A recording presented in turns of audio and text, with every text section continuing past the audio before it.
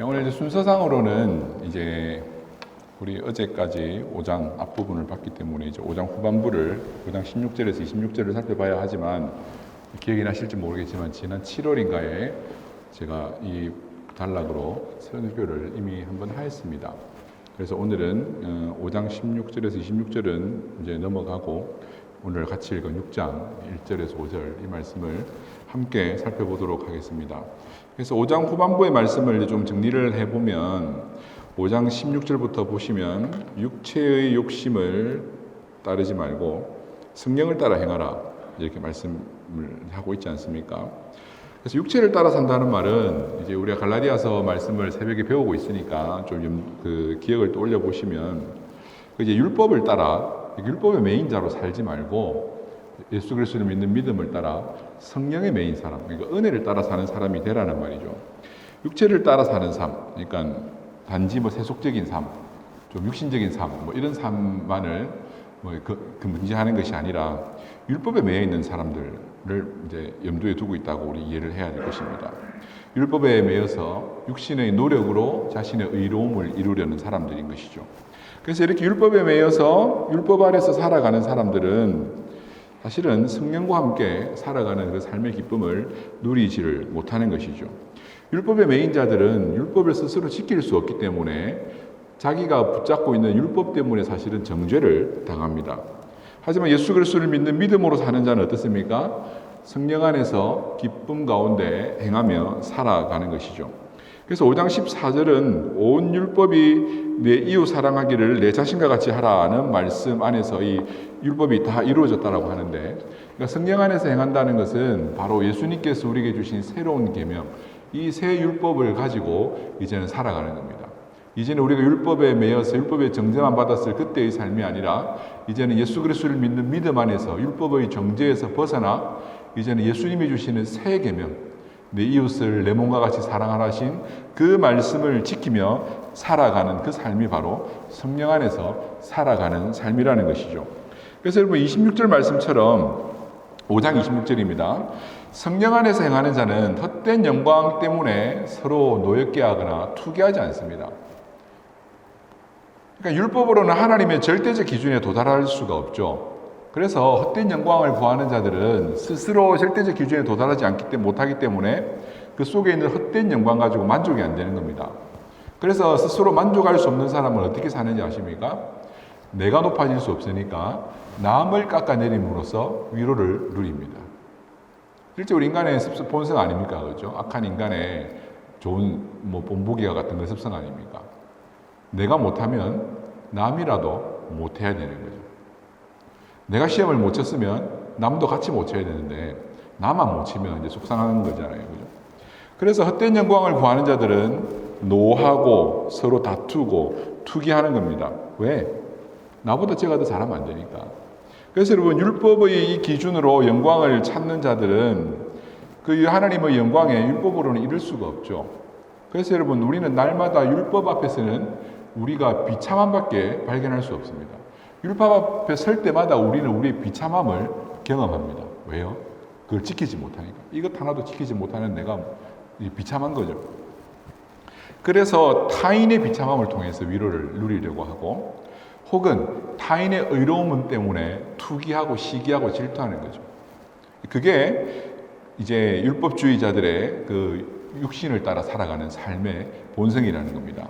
그래서 여러분 그들은 본인도 지키지 못하는 율법을 스스로도 지키지 못하면서 타인에게 무거운 짐으로 날마다 지우려 합니다. 자기도 다 못 지키면서 율법을 못 지키는 사람들을 볼 때마다 이거 지켜야 되고 저거 지켜야 되고 저거 지켜야 된다고 무거운 짐을 날마다 가중시키는 자들이죠. 그래서 여러분 우리는 믿음으로 성령을 따라 성령 안에서 행해야 됩니다. 그래야 성령이 우리 안에서 행하시는 대로 성령의 열매를 맺으며 살아가는 거죠. 이것이 헛된 영광이 아니라 하나님이 주시는 참 영광 안에 사는 삶인 것입니다. 헛된 영광을 구하는 사람은 절대 우위가 아니라 비교 우위 가운데 만족하며 살죠. 자기도 율법을 못 지켜서 비참한 자이지만 나보다 더 비참한 사람이 있으면 안심이 되는 겁니다. 그런데 우리는 성령 안에 생활하는 자들이기 때문에 비교 우위에 만족하는 사람이 아닙니다. 하나님이 주시는 참 영광을 가지고 살아가는 자들입니다. 비록 우리는 율법 앞에서 비참했고 그 율법을 온전히 지키지 못하였지만 그럼에도 예수 그리스도를 믿는 그 믿음으로 우리를 의롭다 칭하여 주시고 우리에게 하나님의 영광을 채워주신 그 은혜와 그 능력을 따라 오늘 우리는 절대적 우위를 점하면서 어떠한 상황 가운데서도 만족하며 누리는 삶을 살아가는 것입니다. 그러니까 내가 남보다 더 낫다고 증명할 필요도 없습니다. 율법주의자들은 증명해야 됩니다. 왜? 절대 우위에 올라가지 못하니까 너보다 내가 낫다라고 하는 것을 늘 증명해야 되기에 삶이 고달픕니다. 아니면 나보다 도덕적으로 더 뛰어난 사람들을 보면 시기합니다. 투기합니다. 그래서 늘 다툼과 분쟁이 일어나고 그런 육신의 삶에는 만족이 없기 때문에 그 5장 후반부에 나오는 것처럼 온갖 육신의 악한 죄악들이 가득한 삶을 살아가는 것이죠. 그래서 사랑하는 성도 여러분, 우리는 믿음 안에서 성령을 따라 살아야 할 줄로 믿습니다. 그래야 우리를 비참하지만 존귀한 자로 불러주신 그 하나님의 영광 가운데서 살아갈 수 있습니다. 그래서 우리는 하나님의 절대적인 기준에 부합하는 자들이기 때문에 우리의 능력과 공로로서가 아니라 오직 하나님의 은혜로 말입니다. 하나님의 그 은혜로 하나님의 기준에 맞추어진 사람이기 때문에 이런 것으로 인하여서 넘어지거나 혹은 남의 허물로 영광을 찾거나 남의 거룩함을 두고 시기하거나 질투하지 않는 것이죠. 그래서 여러분 오늘 말씀의 제목처럼 하나님의 영광 안에 거하는 자들은 서로 짐을 나누어 질 수가 있습니다. 이는 서로 종이 되어 자유로 종이 되어 섬기라는 예수님의 새 계명을 성취하는 것입니다. 오늘 말씀은 우리에게 서로 짐을 나누어 지라고 말씀하고 있죠. 성령 안에서 행한다는 것은 개인의 문제를 넘어 교회의 문제로 교회의 문제가 되는 겁니다. 함께 교회를 세워가는 문제가 되는 것이죠. 그래서 여러분 교회의 신령한 자들은 신령하다는 말은 성령과 함께 살아가는 자들이란 말입니다. 교회 내의 신령한 자들은 형제의 죄를 발견할 때에 그들을 비방하고 비난하는 것이 아니라 그들의 짐을 함께 나누어주며 그들을 바로 세우고 바로 잡기 위하여서 함께 이 무거운 짐을 나눌 수 있는, 서로 종이 되어 섬겨줄 수 있는 그런 자들인 겁니다. 자, 오늘 1절 말씀을 보시면 형제들아라고 하는 말씀으로 말로 시작을 하죠. 그죠? 형제들아. 이게 헬라어로는 이제 혹격이라고 하는데 우리나라 말에는 뭐 그런 말이 없는데 혹격. 누구를 부를 때 쓰는 말입니다. 누구야 하는 말이죠. 혹격 명사인데 형제들아라고 하는 말로 시작을 합니다. 이 혹격으로 쓰여진 형제들아라고 하는 이 말은 바울이 그냥 뭐 형제들아라고 부를 때도 쓰는 말이기도 하겠지만 바울이 좀 새 단락, 이제 중요한 단락을 시작할 때 자주 사용하는 어떤 공식입니다.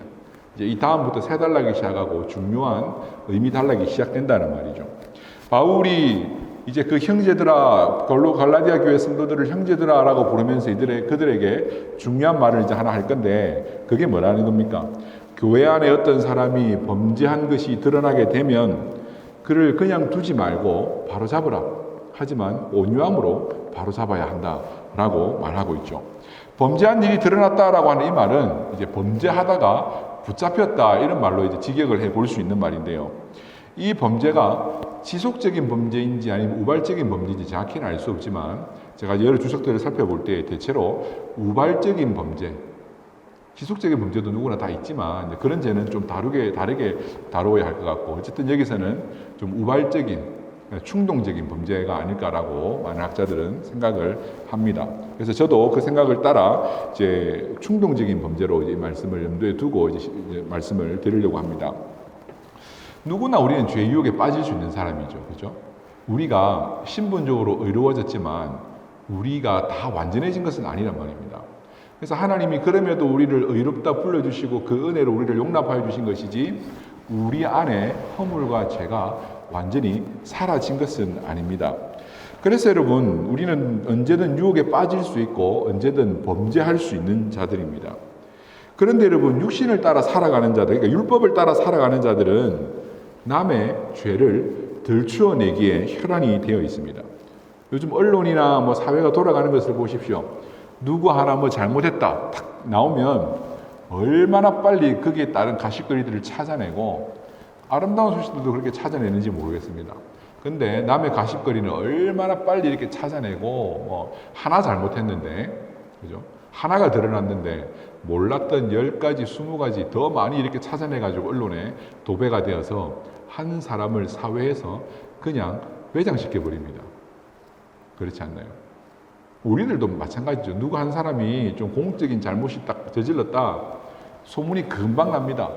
그래서 사회에 다시 복귀를 할 수 없도록 만들어 버립니다. 여러분, 왜 그럴까요? 율법은 원래 정죄하는 기능만 있습니다. 율법은 바르게 하고 회복해 하는 기능이 없잖아요. 그래서 율법에 매여 있는 자, 육신을 따라 사는 자들은 할 수 있는 것이 율법을 기준으로 판단하고 평가하고 정죄하는 것밖에 못하는 겁니다. 그런데 여러분, 오늘 말씀은 신령한 자들에게 요구하고 있는데 뭡니까?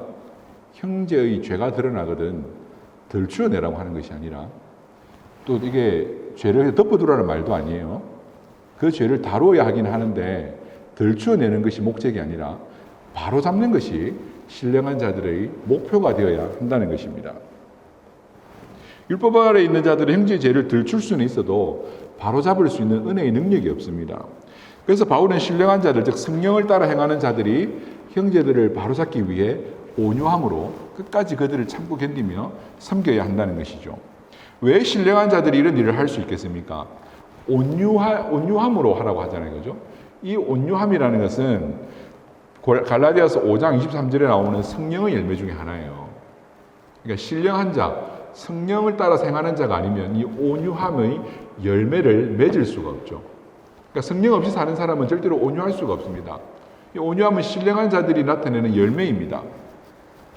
그래서 여러분, 육신을 따라 행하는 자들의 열매는 다르죠. 그죠? 시기와 분냄과 당짓는 것과 음란과, 그죠? 욕심과 이런 것들이 육신을 따라 사는 자들의 열매입니다. 하지만 성령을 따라 사는 자들은 온유함의 열매를 맺을 수가 있는 겁니다. 그래서 그 신령한 자들에게 이 바로 형제를 바로잡으라라고 하는데, 이 바로잡다라는 말은 원래는 이제 의학적 용어로 사용된 단어입니다. 부러진 뼈를 맞춘다 이런 말이에요. 뼈가 딱 부러졌는데 그냥 깁스를 하는 게 아니거든요. 이게 뼈가 딱 부러지면 서로 이게 위골이 이탈이 되지 않습니까? 그럼 이걸 잡아 당겨가지고 원래 자리에 탁 끼워 맞추고 기부스를 해야 바로 붙어요. 근데 이걸 바로 못 맞추면 이게 팔이 조금 비뚤어져가지고 붙거든요. 그럼 이제 그게 많이 불편하죠. 그러니까 부러진 뼈를 바로 맞춘다라고 하는 이 의학적 용어에서 나온 말이 이 바로 잡다라고 하는 단어입니다. 혹은 또 언제 이런 단어가 사용되기도 하냐면은 어부들이 조업을 마친 다음에 그물을 정돈을 하지 않습니까? 그죠? 찢어진 데가 있으면 깊기도 하고 뭐 이물질이 있으면 빼야 다음에 그물을 착 펴면 이게 한 번에 착 펴져서 많은 고기를 잡을 수 있단 말입니다. 그래서 어업을 하는 어부들이 조업을 마친 이후에 이제 그물을 수선할 때, 이때도 이 바로잡다라고 하는 단어를 사용하는 겁니다. 즉, 이 형제들이 원래의 자리에서 이탈한 이후에 회개하고 교회로 다시 돌아올 수 있도록 그들을 바로잡으라는 겁니다. 형제가 범죄할 수 있죠, 그죠? 하지만 그 죄를 그냥 둘 수는 없습니다. 왜냐하면 교회에 영향을 미칩니다. 그냥 두게 되면 교회는 죄를 지어도 별 말하지 않는 곳이구나 라는 곳으로 인식될 수 있습니다. 그래서 사실은 교회는 무서워야 되는데 갈수록 교회가 안 무서운 곳으로 이제 변해가고 있죠. 말을 하기가 쉽지가 않습니다. 인간적인 관계나 여러 가지 것들 가운데. 근데 교회는 분명히 이것을 바로 잡아야 합니다. 그런데 이 바로 잡는 것은 죄를 덜추어내는 것으로 끝나는 것이 아니라 그 사람을 온유함으로 그 품어줌으로써 원래의 자리까지 돌아올 수 있도록 계속해서 권면하고 기다려주고 섬겨줘야 한다는 것입니다. 바울이 말하고 있는 드러난 죄는 어떤 죄일까요? 정확하게 알 수는 없지만 바울이 그냥 일반적인 범죄의 모든 것을 말하는 것일 수도 있고요. 아니면 이제 갈라디아의 역사적 배경이 지금 그 상황이 율법주의자와의 관계 가운데서 지금 계속 말씀이 진행되고 있지 않습니까? 그죠? 그래서 일반적인 범죄를 다 지칭하고 적용해도 무방합니다만은 이제 이 상황을 감안할 때에는 율법주의에 빠진 자들을 두고 하는 말일 수도 있어요. 그러면 복음 안에 있다가 율법주의로 나갔던 자가 이제 밝히 드러난 거죠, 교회에. 근데 그 사람을 그냥 둘 수는 없어요. 뭐 예를 들어서 이단에 빠졌다. 이단에 빠졌는데도 그 사람과 교제를 할 수는 없죠. 하지만 교회는 또 그가 돌아올 자리도 항상 준비하고 기다리고는 있어야 하는 것이죠. 그렇게 한번 죄가 드러났다고 해서 다시 교회로 돌아오지 못한다면 우리 모두를 용납하시고 용서하시는 그 하나님의 은혜는 교회에서 어떻게 찾아볼 수 있겠습니까? 그래서 여러분이 갈라디아 교회에는 이런 율법주의에 빠진 자들과 빠지지 않은 자들로 인하여서 아마 분열도 있었을 것 같아요. 특별히 갈라디아서 5장 15절 말씀을 보면 만일 서로 물고 먹으면 피차 망한다 이렇게 말씀하고 있잖아요, 그죠? 이 점진적으로 나가는데 처음에는 물고 그 다음은 먹고 꼭 그 아마존강에 있는 그 고기 그 중에 피라니아라고 있지 않습니까, 그죠? 육식하는 고기. 코끼리 한 마리를 몇 시간 내에 다 잡아먹을 수 있다는 그 물고기. 그것처럼 물고 뜯어먹는 서로 피차망하게 되는 이런 분열을 조심하라는 거죠. 그래서 이런 말씀들을 볼 때 아마도 율법주의로 인한 갈등과 분열도 없지 않아 있었을 것입니다. 그러다 보면 서로 반복하게 되고 서로 다시는 용납할 수 없는 관계가 될 수도 있는 것이죠. 그럼에도 불구하고 바울은 계속해서 이 말씀을 통해서 그들을 바로잡기 위해 이 편지를 쓰고 있잖아요. 그와 같이 교회의 신령한 형제들은 남의 죄를 지적만 하는 것이 아니라 그들을 바로잡을 수 있도록 온유함으로 끝까지 참고 죄를 용납하라는 말이 아니라 그들을 기다려주고 품어줘야 한다는 것이죠. 여러분, 죄를 지적하는 것은 어렵지 않습니다. 우리도 다 들은 게 있고 아는 게 있고 율법을 알기 때문에 죄를 지적하는 것이 쉽지 않죠. 어렵지 않죠. 여러분, 야단치는 것 뭐 그렇게 어렵지 않습니다. 근데 여러분, 진짜 어려운 건 뭐냐면 바르게 교육하는 게 어려운 겁니다. 뭐 화 한 번 낸다고 바로 될 것 같으면, 야단 한 번 친다고 바로 돌아올 것 같으면 뭐 쉽죠, 그죠? 그런데 여러분, 참 바로 잡는 게 쉽지가 않아요. 자녀들이 잘못을 하면 부모가 할 수 있는 제일 쉬운 반응은 뭡니까? 그냥 야단 치는 거예요. 네.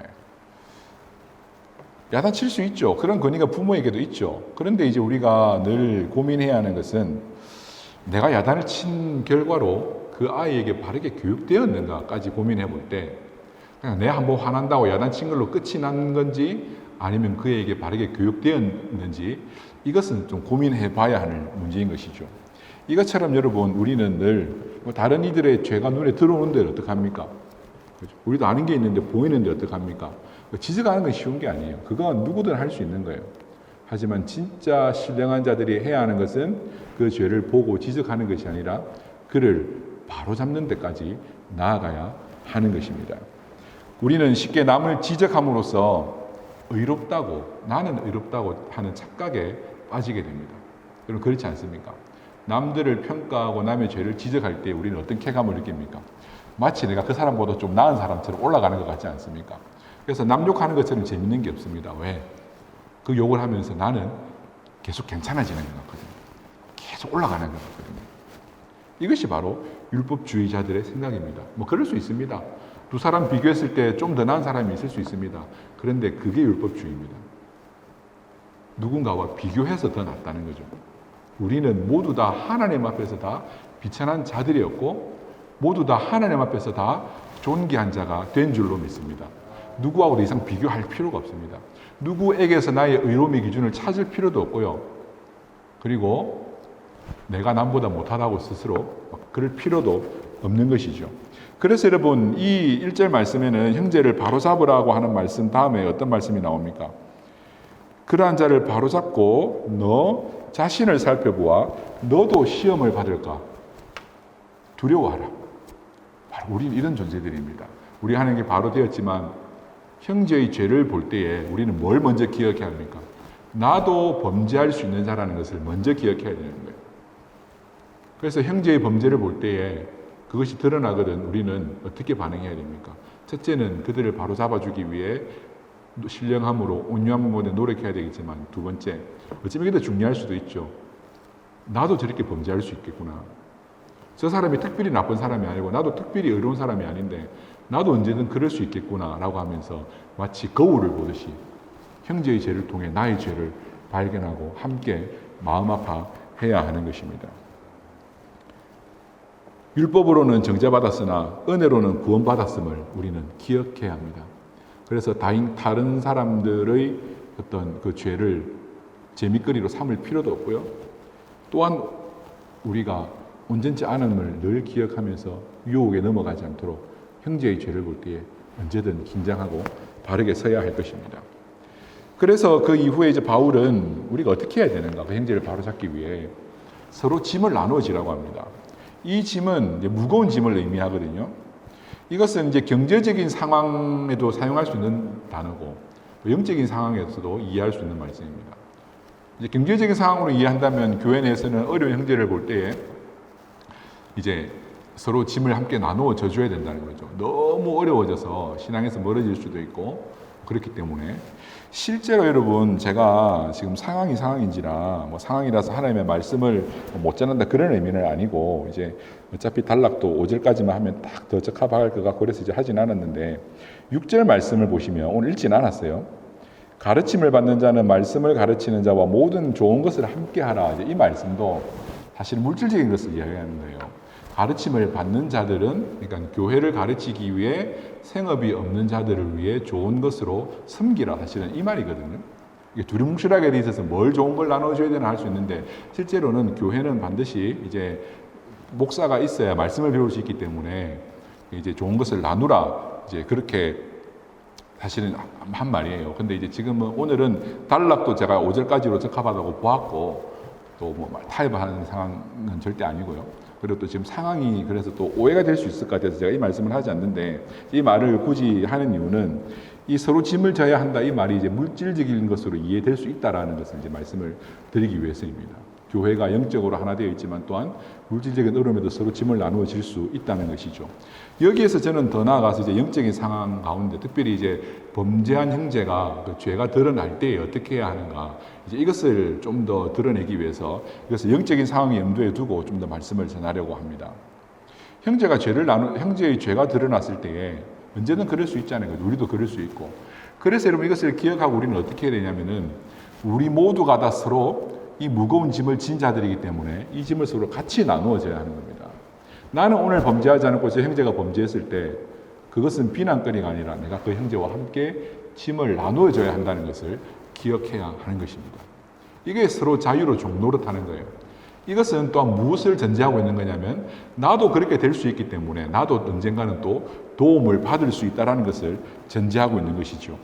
율법주의자는 짐을 나누어지지 않고 남에게만 짐을 맡기는 것입니다.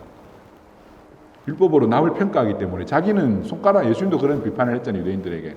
자기는 손가락 하나도 까딱하지 않으면서 다른 이에게는 무거운 짐을 지운다. 율법주의는 바로 이런 거죠. 자기도 다 지키지 못하면서 평가는 엄청 잘합니다. 예수님은 우리 짐을 대신 지셨습니다. 우리의 무거운 율법의 짐을 가볍게 해주셨습니다. 그래서 이제 우리는 율법의 짐을 벗었으니 새로운 짐을 져야 되는데, 그 새로운 짐이 뭡니까? 예수님이 우리에게 맡겨주신 짐입니다. 수고하고 무거운 짐진 자들아 다 내게로 와라. 내 짐은 가볍고, 그죠? 내 멍에는 쉽고, 이렇게 말씀하셨습니다. 그러니까 예수님께서 우리의 무거운 짐은 대신 져주시고 우리에게 짐을 하나 주시는데, 그 짐이 뭐냐면 쉽고 가벼운 짐을 주셨다는 거예요. 예수님이 우리에게 주신 쉽고 가벼운 짐은 뭡니까? 이제 성령 안에서 이 계명을 따라 서로 사랑하며 서로 짐을 같이 지고 그렇게 새 계명을 성취해 나가며 살아가는 것입니다.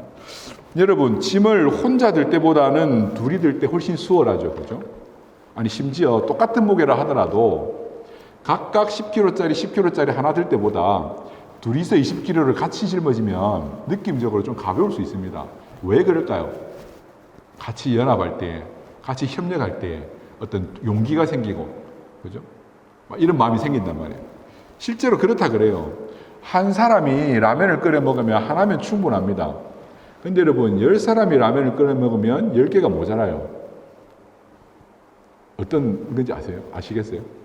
혼자 라면 하나를 먹으면 충분한데 10명에서 라면을 끓여 먹으면, 그죠? 10개가 모자라요. 왜? 같이 먹다 보면 묘한 어떤, 그냥 단지 평소 먹던 양보다 그걸 초월한 어떤 묘한 같이 하는 기분이 생기잖아요. 그죠? 꼭 이것처럼 말입니다.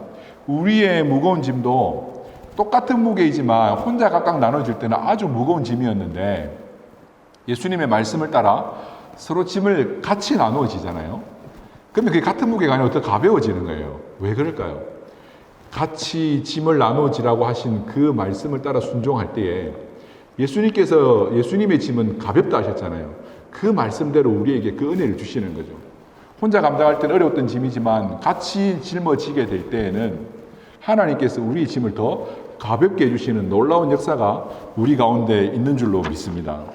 그래서 예수님은 우리에게 이 그리스도의 법, 즉 내 이웃을 사랑하라, 짐을 같이 나누시라고 하는 이 말씀을 우리에게 주신 겁니다.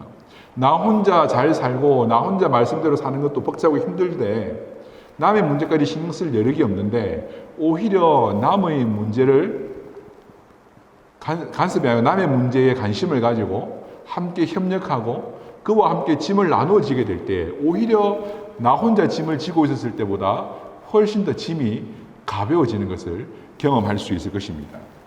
사람이 서로 짐을 나눠지지 않겠다고 하는 것은 무슨 이유일까요? 보통 남의 짐을 대신 져주는 것은 좀 더 낮은 사람이 하는 것이라 생각을 합니다. 우리는. 그죠? 우리는 온전하기 때문에 굳이 짐을 나눠질 필요가 없다고 생각하는 것입니다. 그건. 이런 생각은 4절 말씀을 보면 스스로를 속이는 자기 기만입니다. 누구든지 스스로 된 줄로 생각하는 자는 자기를 속이는 자다라고 말하고 있죠. 스스로 된 자는 아무도 없습니다. 스스로 된 자는 아무도 없습니다. 오늘도 우리는 하나님의 은혜가 아니면 아무도 스스로 설 수 없는 자들입니다.